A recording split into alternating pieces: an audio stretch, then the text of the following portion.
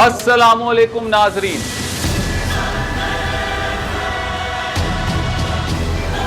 मैं हूं पाकिस्तान और मैं हूं आपकी आवाज़। आज हमने जिस तहरीर को आपके लिए मुंतखब किया है उस तहरीर का उन्वान है जरदारी का नवाज शरीफ को सीने वाला स्ट्रोक। जरदारी का एक तीर से 8 शिकार। नवाज शरीफ को पता ही ना चला कि उनके साथ क्या हो गया। और इस तहरीर को लिखा है मिजार खोहारों ने।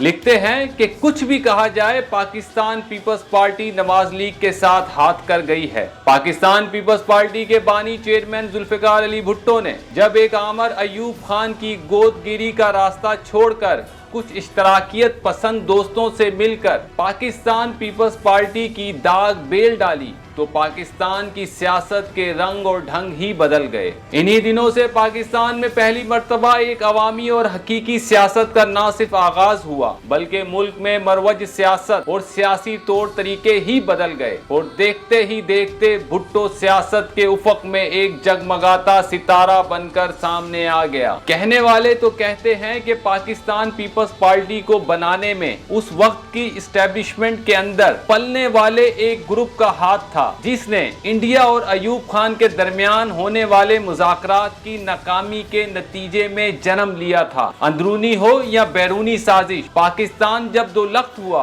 और 1 यूनिट का ड्रोना गैर हकीकी और गैर मुनसिफाना बंदोबस्त अपने मंतकी अंजाम को पहुंचा तो पाकिस्तान पीपल्स पार्टी पाकिस्तान की वाहिद पार्लिमानी जमात थी जो बाकी मानदा पाकिस्तान को साथ रख सकती थी, जिसके करिश्माती लीडर जुल्फिकार अली भुट्टो थे। जुल्फिकार अली भुट्टो ने जब 1973 का आइन तश्कील देकर पार्लियामेंट से मुत्तफिका तौर पर पास करवा लिया और भुट्टो की अवामी तर्ज सियासत ने भुट्टो को इस्टेब्लिशमेंट और आलमी ताकतों के मद्दे मुकाबिल करके खड़ा कर दिया और देखते ही देखते पाकिस्तान पीपल्स पार्टी पाकिस्तान की बाएं बाजू की मजबूत जमात बन गई और इस्टेब्लिशमेंट की गुड बुक्स से निकलकर बैड बुक्स में आकर खड़ी हो गई।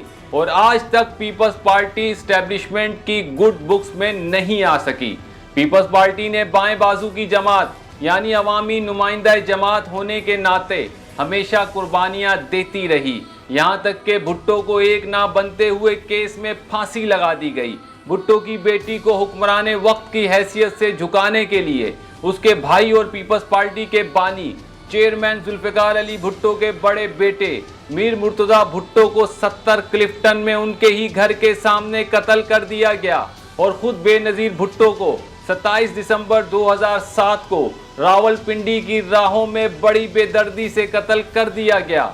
2008 में आसिफ अली जरदारी की सरबराही में इंतखाबात लड़े गए और पीपल्स पार्टी बरसरे इक्तदार आ गई और पूरे 5 साल इक्तदार के दौरान इस्टेब्लिशमेंट के साथ लड़ते लड़ते गुजारे।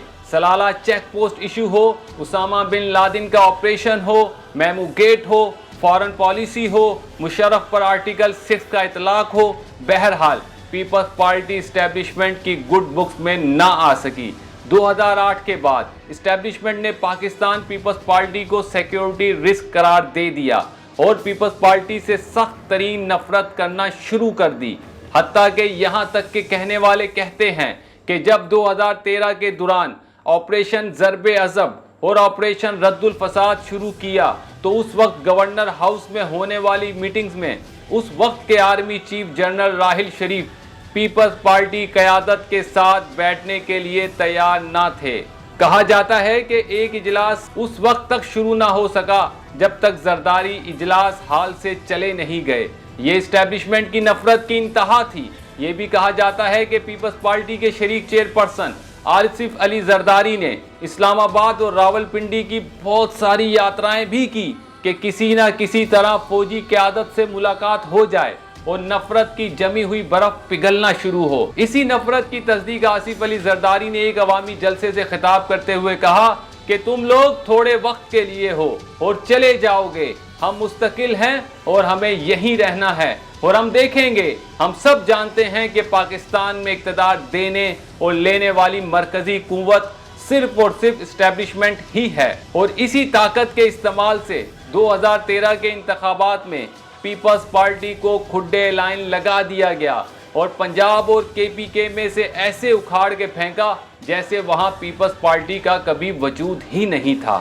پیپلز پارٹی اور پیپلز پارٹی کی قیادت اندرونی اور بیرونی سب زور آزما لیے، مگر اس کو اقتدار ملنا اور پنجاب میں دوبارہ انٹری ملنا محال نظر آ رہا تھا۔ یوں کہیں کہ پاکستان پیپلز پارٹی دوبارہ مین سٹریم میں آنے کے لیے جو یہ شیر کر رہی تھی، سر پٹکنے کے ساتھ ساتھ کچھ بھی کرنے کو تیار تھی، اور ایسے بہت سارے اسٹیبلشمنٹ کے لیے کام کر گزری، مگر ان کی دال نہیں گلنی تھی، سو نہیں گلی۔ بعد ازاں حال ہی میں تحریک انصاف اور اسٹیبلشمنٹ کے جھگڑے اور نواز لیگ کے سربراہ نواز شریف کی فوج مخالف اسٹینڈ اور بیانیے نے پیپلز پارٹی کو استعمال ہونے کا ایک موقع فراہم کیا۔ اسٹیبلشمنٹ نے پاکستان پیپلز پارٹی کو ٹاسک دیا کہ عمران خان کو ہٹانے کے لیے نواز شریف کو راضی کرے تو بات بن سکتی ہے۔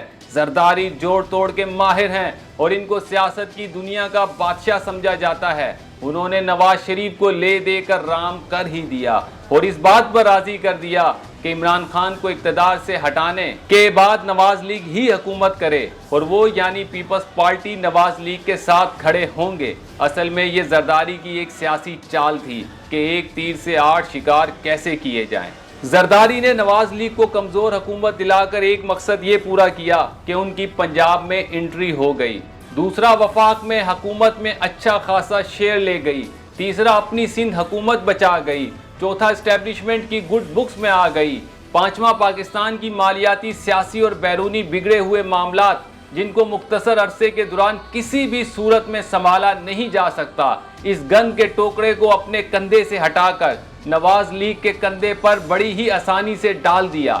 چھٹا عمران حکومت گرا دی، ساتواں اپنی بہن اور ساتھیوں کے کیسز بھی ختم کرائیں گے، اور آٹھواں عالمی طاقتوں کو یہ باور کرایا گیا کہ ہم یعنی پیپلز پارٹی ہی اصل میں گیم چینجر ہے۔ اس صورتحال میں آئندہ انتخابات کا میدان پنجاب میں ہی لگے گا، جہاں نواز لیگ اور تحریک انصاف میں اصل مقابلہ ہوگا اور ان کا ووٹ تقسیم کرے گی ٹی ایل پی، اور اس صورتحال میں فائدہ ہوگا پاکستان پیپلز پارٹی کا، جو اسٹیبلشمنٹ کے اب قریب تر جماعت ہو چکی ہے اور ان کی ہی مدد سے 50 سے 60 سیٹیں بہرحال لینے کی پوزیشن بن جائے گی۔ اس لیے ہی آصف علی زرداری کو سیاست کا ڈاکٹر کہا جاتا ہے۔ اس کے ساتھ ہی اجازت دیں، اللہ حافظ۔